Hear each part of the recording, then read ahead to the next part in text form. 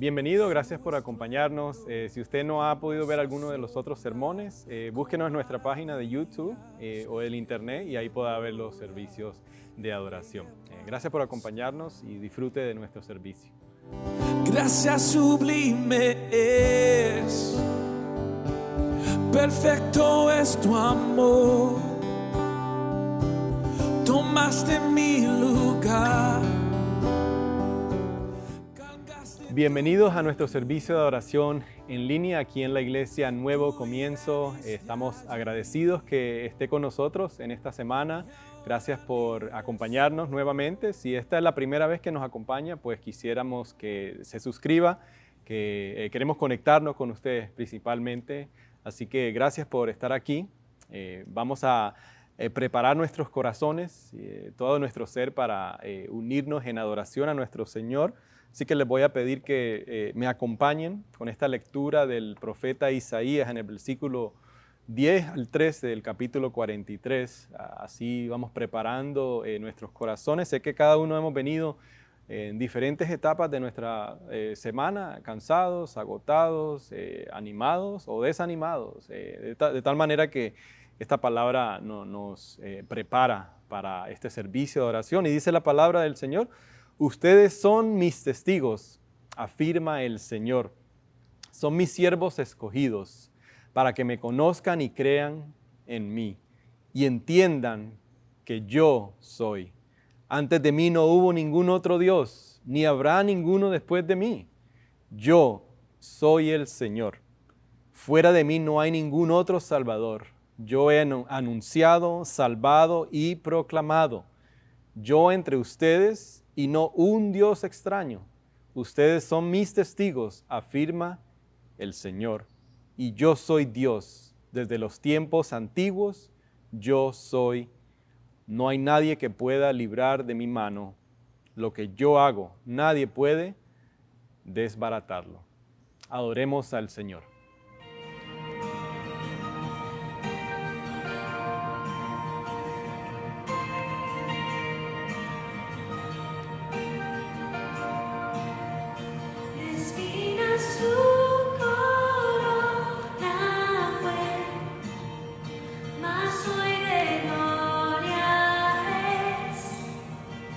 Salvador lavó mis pies.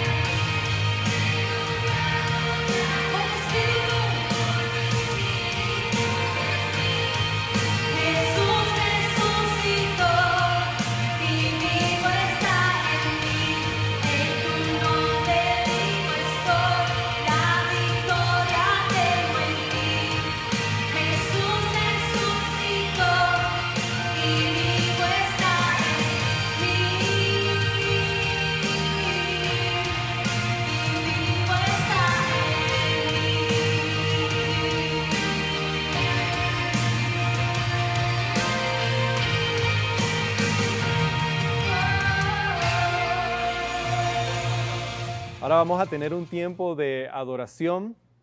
Quiero que ahí donde usted esté, tome este tiempo, si quiere parar el video y siga esta oración que la he extraído de la visión de una colección de oraciones y devociones de los puritanos, bien edificantes. Si quieren parar este tiempo y repetirlo con su familia, o si no, sígame al yo leerla. Y nos va a llevar directamente a un tiempo de no solamente gratitud, expresión de gratitud, confesión, y también de una aseguranza de nuestro perdón en Jesús. Dice, he pecado muchas veces sin número y sido culpable de orgullo e incredulidad, de no encontrar tu mente en tu palabra, de negligencia para buscarte en mi vida diaria. Mis transgresiones y defectos me presentan una lista de acusaciones, pero te bendigo para que no me soporten, porque todos han sido puestos sobre Cristo. Continúa para someter mis corrupciones y concédeme gracia para vivir por encima de ellos. No permitas que las pasiones de la carne y los deseos de la mente lleven mi espíritu a rendirse a la tentación, pero tú me gobiernas en libertad y poder. Te agradezco que muchas de mis oraciones hayan sido rechazadas. He preguntado mal y no tengo. He orado de lujurias y he sido rechazado. He añorado Egipto y me has dado un desierto.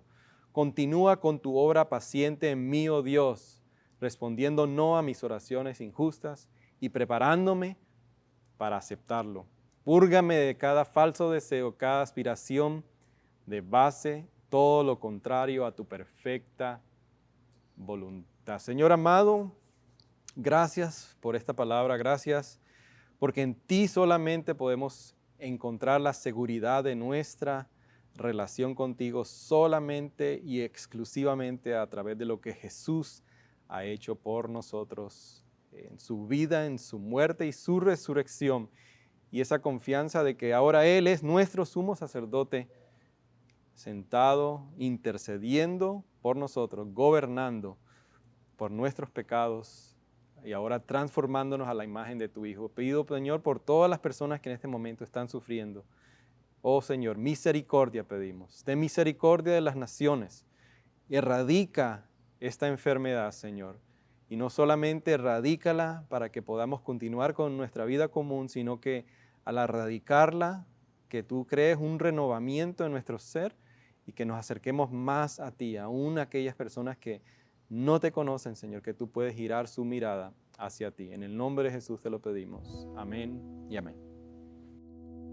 Tu fidelidad es grande. Tu fidelidad incomparable es. Nadie como tú, bendito Dios. Grande es tu fidelidad. Tu fidelidad es grande. Tu fidelidad incomparable es. Nadie como tú, bendito Dios. Grande es tu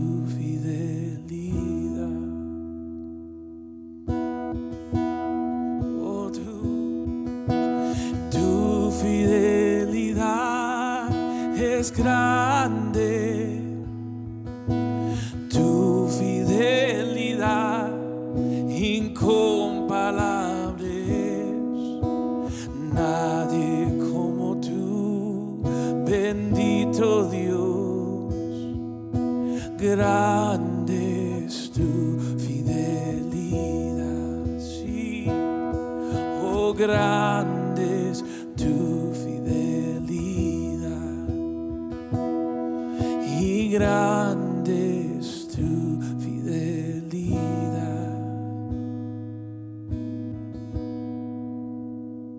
Buenas, ahora hemos llegado a la parte de nuestro servicio más importante, la parte más importante de nuestro servicio de oración, porque como siempre decimos semanalmente, es el momento en que nos acercamos, nos unimos todos con la expectativa de que Dios tiene algo para decirnos en esta mañana de acuerdo a su palabra, de su palabra.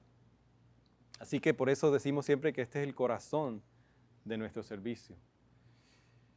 Seguimos en las proclamaciones de Jesús. Tuvimos un tiempo que paramos para el viernes de la crucifixión, Viernes Santo, y el domingo de la resurrección. Ahora vamos a continuar con estas proclamaciones de Jesús de acuerdo al Evangelio de Juan. Hoy vamos a estar en el capítulo 14, versículo 6. Hemos visto ya en las últimas semanas, si usted nos ha venido siguiendo y si no nos sigue por primera vez, pues déjeme darle un breve resumen. Hemos hablado de que Jesús es el pan de vida, es el sustento de nuestro ser, de lo más profundo de nuestro ser, donde podemos encontrar, saciar esa necesidad que tenemos en lo más profundo, donde hemos comido y dice que no tendremos hambre, porque hemos comido de Él, hemos tenido esa comunión con Él. Él es la luz, también vimos, del mundo, es la luz que sobrepasa, que viene dentro de la oscuridad, el caos y trae luz. Él es nuestro buen pastor. Vimos que es el único que nos puede llevar por pastos fértiles, por aguas tranquilas, y el único donde llevándonos por esos pasos, esos caminos de justicia, aunque pasemos por esos valles tenebrosos, podemos llegar al punto de decir, porque hemos estado en su justicia, la justicia de Cristo por nosotros, no necesitamos nada.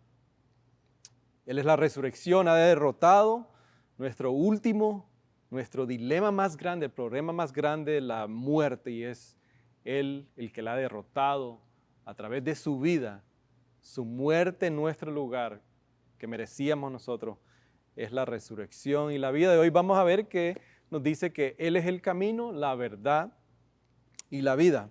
Antes de leer el versículo 6, quiero que rápidamente miremos un poquito hacia atrás en la parte izquierda de su Biblia, el versículo 33 del capítulo 13.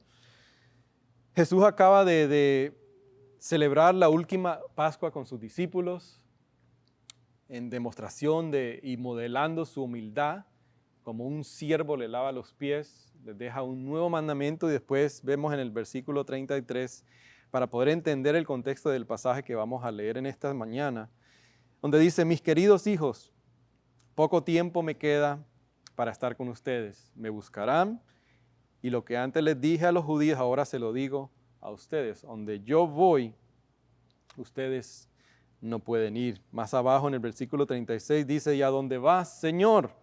Preguntó Simón Pedro.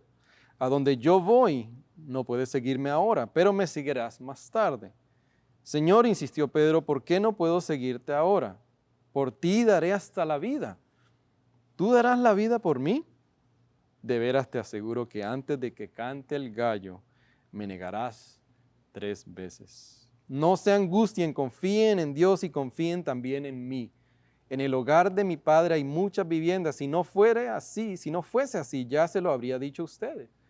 Voy a prepararles un lugar y si me voy y se lo preparo, vendré para llevármelos conmigo. Así ustedes estarán donde yo esté. Ustedes ya conocen el camino para ir y a donde yo voy. Dijo entonces Tomás, Señor, no sabemos a dónde vas y así que ¿cómo podemos conocer el camino? Y ahora, como nos dice el pasaje, yo soy el camino, la verdad y la vida, le contestó Jesús. Nadie llega al Padre sino por mí. Oh Padre, ilumina tu palabra. Señor, que no sea mi persona, que seas tú a través de tu Espíritu Santo, iluminándola, preparando los corazones, donde pueda venir, encontrar fe, arrepentimiento, y si no, Señor, que tú en estos momentos concedas fe, que ya estés removiendo dentro de mis oyentes, de mi persona aún, la necesidad que tenemos de Jesús, de enfocar nuestra mirada en Jesús y hoy poder escuchar tu voz a través de tu palabra. En tu nombre oramos, Jesús. Amén. ¿Cuál sería la palabra más ofensiva de la Biblia? Piense por un momento. Y eso podríamos debatirlo, pero creo que de las 3 o las 5 palabras más ofensivas que podríamos decir que leemos en la Biblia, yo le aseguro que una de esas palabras es la palabra Él. La palabra Él. Porque si Jesús hubiese dicho, yo soy un camino, yo soy un estilo de vida, yo soy una verdad, pues quizás nuestra vida como cristianos, somos seguidores de Jesús, fuese un poco más fácil, ¿verdad? No se nos categorizaría de personas intolerantes, personas que juzgan, personas no compasivas, no amorosas. Incluso no sé si alguno de ustedes conocen al el autor y escritor George Barna. Dice que él hizo un estudio, él se dedica a estudiar lo que es la cultura, y personas de la edad del 16 a 30 años, dice que se le preguntó cuál es su definición, cómo describirían personas cristianas, y dice que, ojo, son cosas que nos hacen sentir incómodos, pero dice que la mayor respuesta que él recibió es que los cristianos son personas políticas, son personas intolerantes, son personas que tienen muy poca compasión y son homofóbicas. Y yo sé que no es necesario hacer un estudio para llegar a esta conclusión o para tener esta respuesta, pero yo sé que si usted piensa en sus amistades, sus familiares, sus vecinos, sus compañeros de trabajo, compañeros de estudio, usted se dará cuenta que a veces es la manera que se nos percibe. Yo hablando con mi vecino que vive inmediatamente detrás de la casa de nosotros, a raíz de esta situación del aislamiento, de la cuarentena, pues es primera vez que lo llego a ver en el patio, porque él trabaja bastante, me doy cuenta, y vi la oportunidad, lo vi en el patio y me le acerqué para presentarme yo. Primero que todo, me quería presentar, era muy pocas las veces que lo veía. Y aproveché hace 3 semanas y me presenté, empezamos a conversar, de una cosa a la otra llegó a temas espirituales, temas sobre la eternidad, específicamente por lo que estamos atravesando en todo el mundo. Y él llega y me hace la pregunta, no es intolerante, no es incompasivo decir que solamente en Jesús, solo Jesús es el camino. ¿Cómo me puedes decir que solamente lo que tú crees? ¿Qué pasa con las personas que viven en el Medio Oriente, personas que no han creído, no han crecido de la manera que tú has crecido? ¿Qué pasa con esas personas? Y en ese momento de pánico, un momento bueno, ¿qué le digo? Dije, tienes razón. A menos que Jesús no sea el camino. Si Jesús no es el camino, pues sí sería intolerante, sí sería falta de compasión. Pero si Jesús es el camino, al contrario, seríamos personas que no tendríamos compasión, amor por las demás personas. Si sabemos que Jesús es el camino, que es la vida, imagínense que estuviéramos en un cuarto y de la misma manera que esté lleno de llamas, que esté lleno de fuego y que usted vea que hay salidas para la vida, que hay salidas para salir de esas llamas, de ese fuego, de ese incendio, y usted no apunte hacia esa salida, decir, este es el camino, hacia ahí viene la vida, salgamos por esa vía. Sería incompasivo de nosotros si lo supiéramos y no lo compartiríamos. Pero Jesús dijo, yo soy el camino, la verdad y la vida. Pero entonces, si Él es el camino, no es arrogante. Al contrario, es una expresión de amor, sabiendo de que existe un camino que nos lleva a una eternidad con el Padre a través de Jesús, al contrario de permanecer toda una vida separada del Padre, de Dios. Sería intolerante de nuestra parte. Pero ¿por qué podemos llegar a tal conclusión?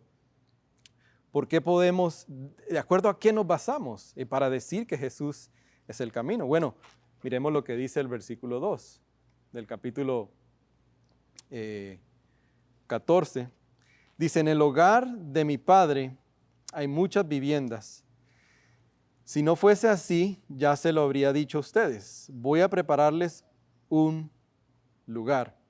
Inmediatamente el judío que hubiese escuchado esta proclamación de Jesús concluye de que Jesús se está poniendo a la par de Dios el Padre, que se está atribuyendo a sí mismo deidad, que Él es divino, que no solamente fue un ser humano, pero que también se está atribuyendo a Él características divinas, comparándose, poniéndose al par del Padre.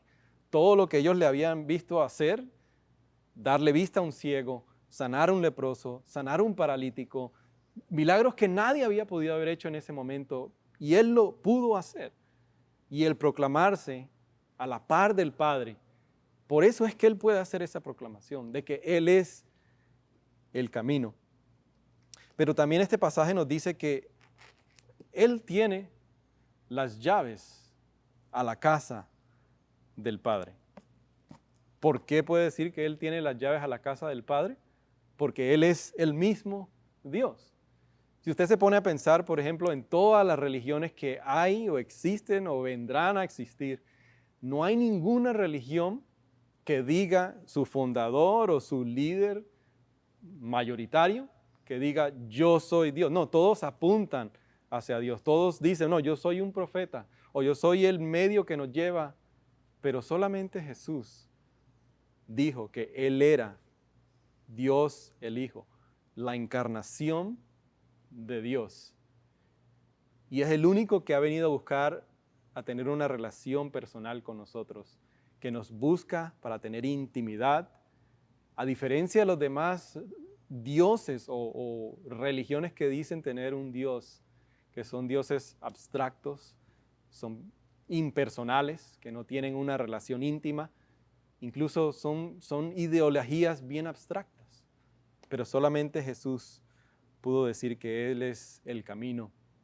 Y vino solamente a decir que Él tiene las llaves para adentrar a la casa, pero también nos demuestra que este lugar es un lugar de intimidad y de seguridad. ¿Por qué digo eso?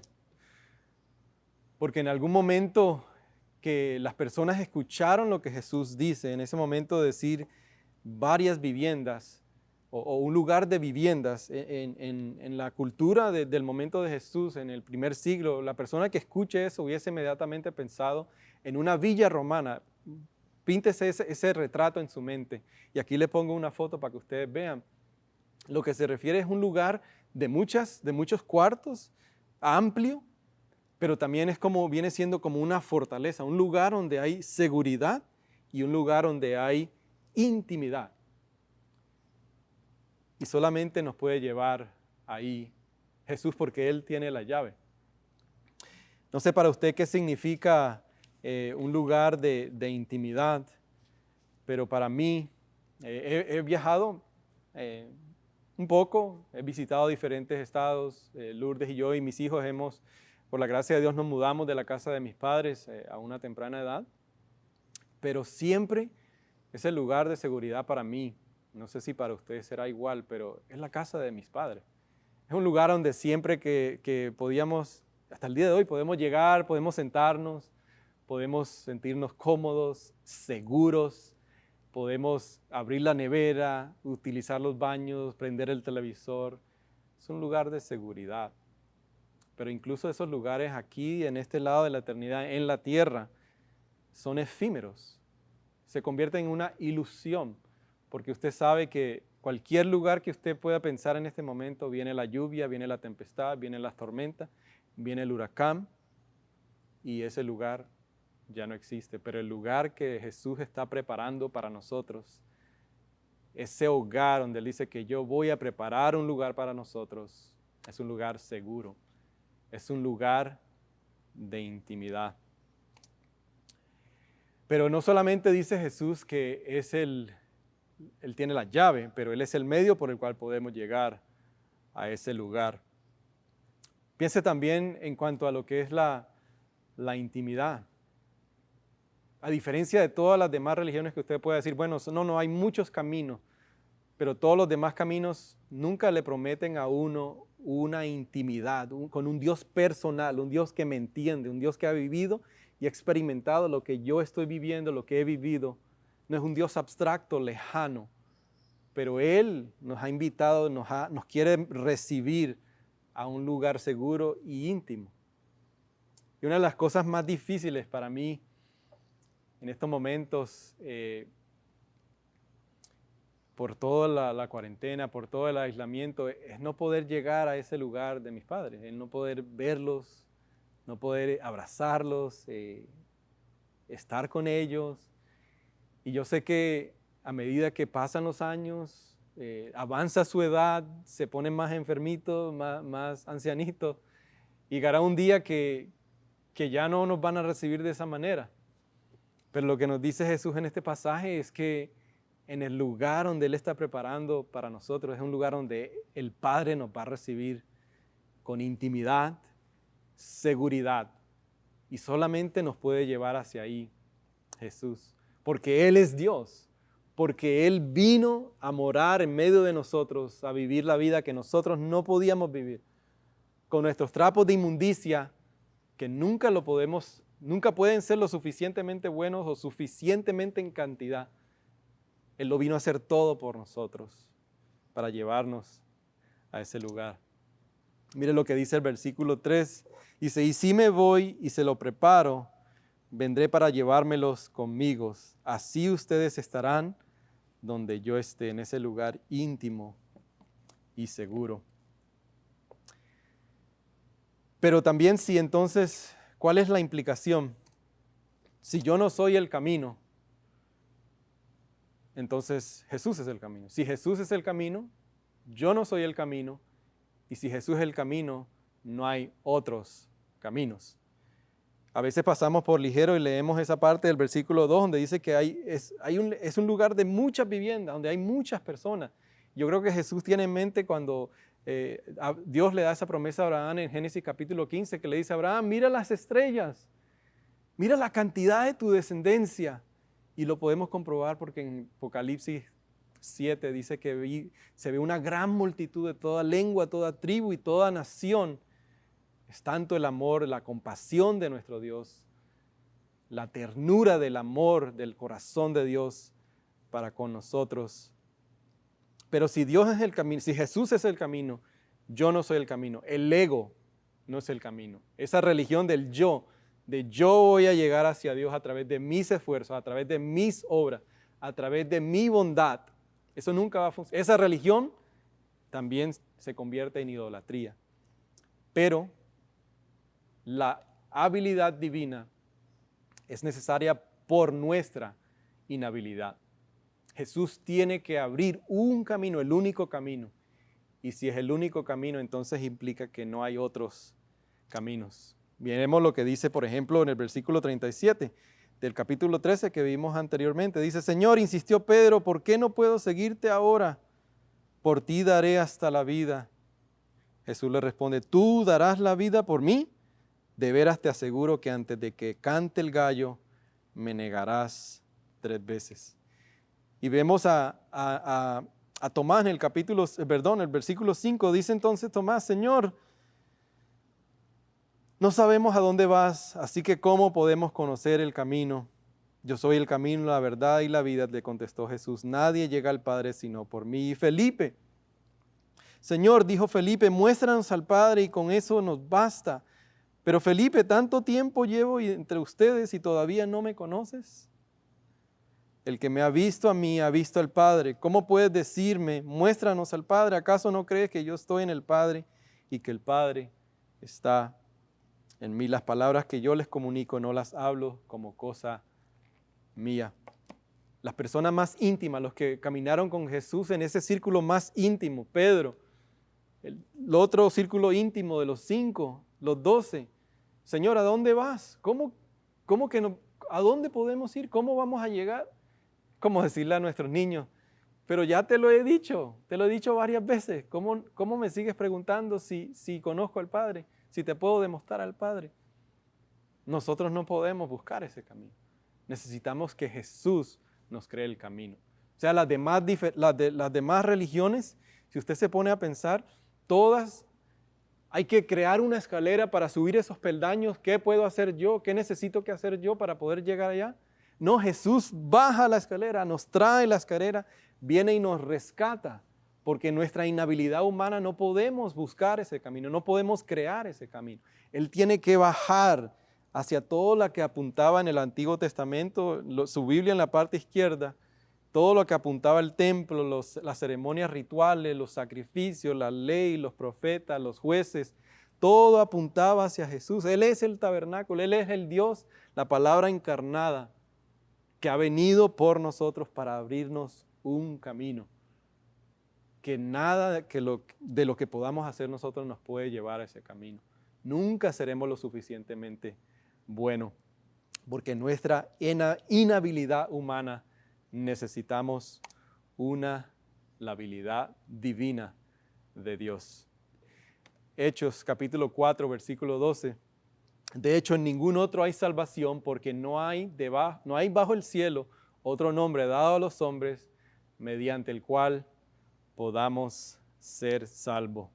Jesús dijo, yo soy el camino. Él tuvo que hacer el camino, abrir el camino. Él tuvo que bajar la escalera y Él bajó los peldaños. Nosotros no podemos subir.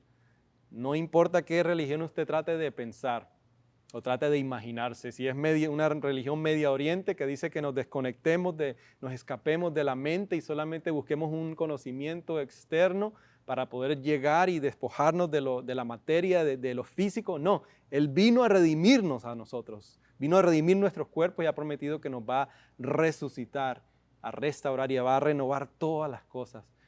O piensa en otra que hay que hacer sacrificios, hay que hacer ritos, hay que hacer penitencias, plegarias. No, Él vino a ser el único sacrificio, una vez por todas, a sentarse a la diestra, a gobernar, a reinar como nuestro Dios, Rey de reyes, Señor de señores, interceder por nosotros continuamente. Él es el único camino. Yo te diría y te hago la pregunta, si es intolerancia, si es no tener compasión, y tú piensas, bueno, hay muchos caminos, no puedes llegar a la conclusión, lógicamente, decir que todas las religiones piensan igual, que todo es lo mismo, si no es diferentes maneras de creer. No, si tú supieras en realidad lo que creen las demás religiones, no dirías eso, a contrario a lo que cree la gracia, el cristianismo, los seguidores de Jesús, no dirías eso, te lo aseguro. Pero si no entiendes lo que creen, si no lo sabes profundamente las demás religiones, mejor no digas nada.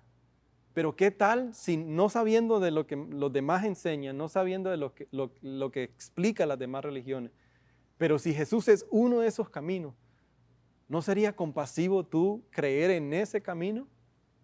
Porque Él no ha dicho que es un camino, Él dijo que Él es el camino, Él es la verdad y Él es la vida. Me llama mucho la atención lo que dice, y no estoy completamente de acuerdo con él, pero un caballero del apellido Bell, él dice que él creció en un hogar cristiano, y con esto vamos terminando. Ya no es cristiano, pero él dice, y él tiene un programa de televisión, y dice en un artículo que él escribió, que él dice que él no soporta personas que no proseliticen su fe. Él dice, yo no creo, pero no puedo creer que si tú sabes que hay un camino que te lleva, te ayuda a salir de la perdición eterna, de la separación eterna de un Dios, que si existe un infierno, existe una eternidad separada con Dios, y tú sabes que ese es el camino y no se lo dices a las demás personas, ¿qué tanto los odias para no decirles la verdad? Incomodidad social, pena, falta de conocimiento. No hace falta ser un teólogo, no hace falta tener una maestría en apologética para compartir las buenas noticias de Jesús. Miremos los discípulos, miremos los apóstoles. Sí, en algún momento llegaron a crecer en su conocimiento de entender que todo lo que apuntaba el Antiguo Testamento se cumplía en Jesús y crecieron, pero en el momento que Jesús los llama, proclamaron su fe. Al contrario, lo que nos dice Hechos capítulo 4 es que cuando la gente veían su denuedo, cómo proclamaban el evangelio, cómo lo decían a voz abierta, dice porque reconocían que habían estado con Jesús, que habían pasado tiempo, que estaban en comunión con Jesús. Y es lo suficiente. Quiero terminar leyéndoles este artículo que me llamó mucho la atención.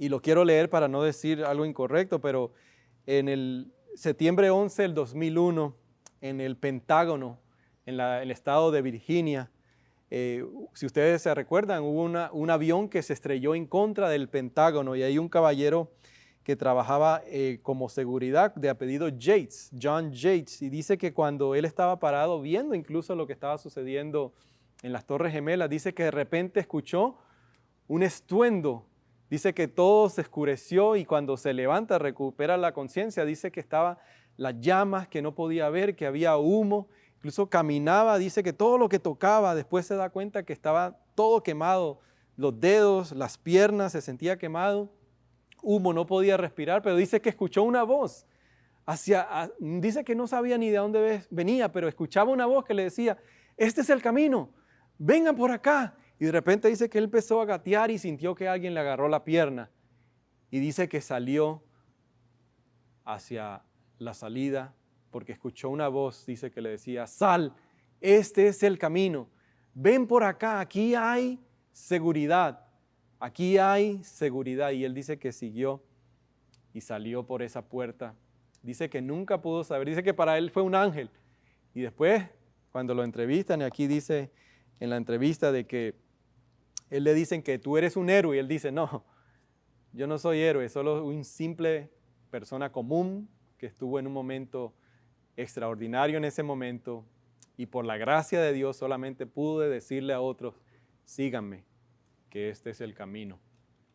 Si tú sabes cuál es el camino, si tú sabes que solamente ha podido ser a través de la persona, la obra, la vida, la muerte, la resurrección de Jesús, porque en tus propias obras nunca va a ser suficiente, ¿cómo no decírselo a los demás? ¿Cómo no proclamárselo a los demás? Si es el camino, si tú sabes que existe una eternidad completa separada de Dios, una miseria, un exilio separado de Dios, y que sabes cuál es el único camino a través de Jesús para llegar al Padre, ¿cómo no compartirlo? Te invito a que lo hagas, te invito a que lo creas en este momento. Oh Señor, gracias por tu palabra. Oh Señor, que tú la bendigas. En este momento si has removido corazones, oh Padre, que tú puedas provocar, que nos impulses a tomar esa decisión en fe por ti, que podamos comunicarnos, que podamos conectarnos, Señor, que de ahora tú estés trabajando en nuestros corazones para creerlo, para que en nuestros corazones eso sea el fundamento de lo que nos ayuda a vivir, Señor. Te pido por mis oyentes, por mis hermanos en Cristo y aquellos que hoy mismo serán parte de nuestra familia universal de la Iglesia de Cristo Jesús. En tu nombre oramos, Padre. Amén. Gracias sublime es, perfecto es. Ahora hemos llegado a nuestro tiempo de recoger nuestros diezmos y ofrendas. Como siempre me gusta recordarlo, que podamos ver este tiempo como un medio de la gracia de Dios, no para obtener esa gracia, sino en respuesta a la gracia de lo que Dios nos ha dado, todo lo que nos ha dado en Cristo, ese camino que Él ha abierto por nosotros. Así que le voy a animar con mucha sensibilidad a utilizar nuestros recursos, nuestros dones, nuestros tesoros, a través de nuestros diezmos y nuestras ofrendas para que podamos continuar expandiendo el reino de Dios, proclamando las buenas noticias. Le voy a invitar que vaya a sunlightchurch.com. También a los hermanos que nos siguen del Buen Samaritano, también pueden ir ahí a sunlightchurch.com. Los hermanos de El Buen Samaritano en Miami. ¿Saben quiénes son los que nos están escuchando? Gracias también por acompañarnos. Y también si usted ha sentido que el Señor le ha movido su corazón, quiere conectarse con nosotros, hacer un comentario, darnos comentarios, vaya al número que usted ve ahí en pantalla y puede mandar un comentario también. Si quiere mi correo electrónico a john@sunlightcc.com y ahí me puede mandar peticiones de oración, comentarios, quejas también si quiere. Muchas gracias y que Dios los bendiga. Déjenme dejarle ahora con esta bendición. Le voy a pedir que se levante donde usted esté. Si estaba sentado, levántese, extienda su mano y reciba conmigo esta bendición. Que la gracia de nuestro Señor Jesucristo y el amor de Dios y la comunión de su Espíritu Santo sea con cada uno de nosotros. Vayan en paz. Libre soy. Jesús te adoro. Gracias por acompañarnos nuevamente. Si usted de alguna manera ha sentido que Dios ha removido su corazón, ha afectado los afectos de su corazón, queremos que nos siga. Denle un like, síganos también en Sunlight Church en Facebook y en las diferentes plataformas de las redes sociales. Y si ha perdido, o sea, no se ha visto un sermón, ahí puede volver a verlo. Así que muchas gracias por seguirnos. Que Dios les bendiga.